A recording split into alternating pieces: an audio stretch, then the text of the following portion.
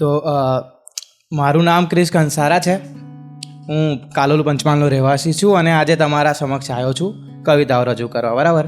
તો લાઈફમાં એવું હોય ને કે આપણે આજે કંઈ પણ છે તો કોઈના કારણ છે. જેમ કે મા બાપના કારણ છે, તો કોઈના લીધે કારણ છે. તો હું જે પણ છું એના કારણે છું, એમ રાઈટ. તો એના પર છે મારી એક કવિતા છે જેનું શીર્ષક છે કે બધું જ તારા માટે. કે લખવા માટે લખું કે પછી ભૂલાવા માટે લખું, કે લખવા માટે લખું કે પછી ભૂલાવા માટે લખું, હું તો જે પણ લખું બધું તારા માટે લખું. કે લખવા માટે લખું કે પછી ભૂલાવા માટે લખું, હું તો જે પણ લખું બધું તારા માટે લખું. આના સિવાય કંઈ પણ નથી આવડતું મને, આના સિવાય કંઈ પણ નથી આવડતું મને. આ જ આવડત છે અને આવડત બતાડવા માટે લખું. પૂછ્યા કરે છે લોકો મને, આપણા ફ્રેન્ડ્સ પૂછે, બધા જે પોએટ્સ હશે એ લોકો રિલેટ કરશે કે આપણા ફ્રેન્ડ્સ પૂછે જ કે કોણ છે પેલી, કોના માટે લખે પૂછે ને. કે પૂછ્યા કરે છે લોકો મને કે કોના માટે લખે છે તું, કે પૂછ્યા કરે છે લોકો મને કે કોના માટે લખે છે તું. છે હવે એવું થોડી ના કહેવાય આના માટે લખું, છે હવે એવું થોડી ના કહેવાય આના માટે લખું. અને જો લખવાથી જ બધું મળી જતું હોત ને ક્રિશ, અને જો લખવાથી જ બધું મળી જતું હોત ને ક્રિશ, તો આવતા 7 જન્મ તને મારા માટે લખું. એક બધાએ વાત કરી, કોઈ સ્કૂલ લવની વાત ના કરી યાર. પ્યોરેસ્ટ થિંગ સ્કૂલ લવ, શાળાવાળો પ્રેમ, શાળાનો પ્રેમ. બરાબર? તો એમાં છે ને એક સિનારીઓ હોય છે. તમે આ ઇમેજિન કરજો, એક છોકરો ને છોકરી છે અને આખો જે મારી કવિતા છે તમે આખું ઇમેજિન કરી લેશો. છે કે સામે હસી હસીને જોયા કરે છે, કે સામે હસી હસીને જોયા કરે છે, બીજા જોડે વાત કરી કરીને જોયા કરે છે. કે સામે હસી હસીને જોયા કરે છે, બીજા જોડે વાત કરી કરીને જોયા કરે છે.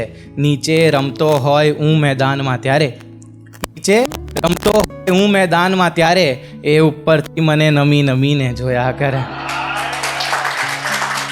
કે ઉપર રમતો હોય હું મેદાનમાં ત્યારે, નીચે મેદાનમાં ત્યારે, એ ઉપરથી મને નમી નમીને જોયા કરે છે. અને આ બધા છોકરાઓ રિલેટ કરશે કે ચાલુ ક્લાસ વચ્ચે ભાઈબંધો કહે છે મને, ચાલુ ક્લાસ વચ્ચે ભાઈબંધો કહે છે મને, ભાભી તને સ્માઇલ આપી આપીને જોયા કરે.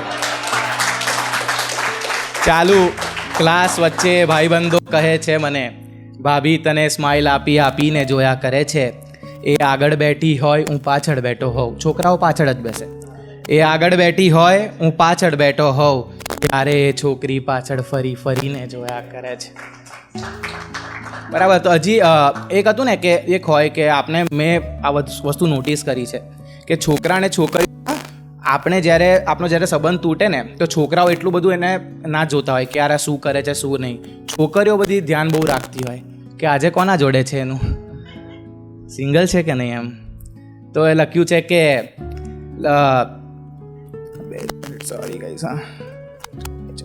મને મરવા દે, કે મને મરવા દે, મને બચાવવાની કોશિશ ના કર, કે મને મરવા દે, મને બચાવવાની કોશિશ ના કર, તું અમારા વચ્ચે આગ લગાવવાની કોશિશ ના કર.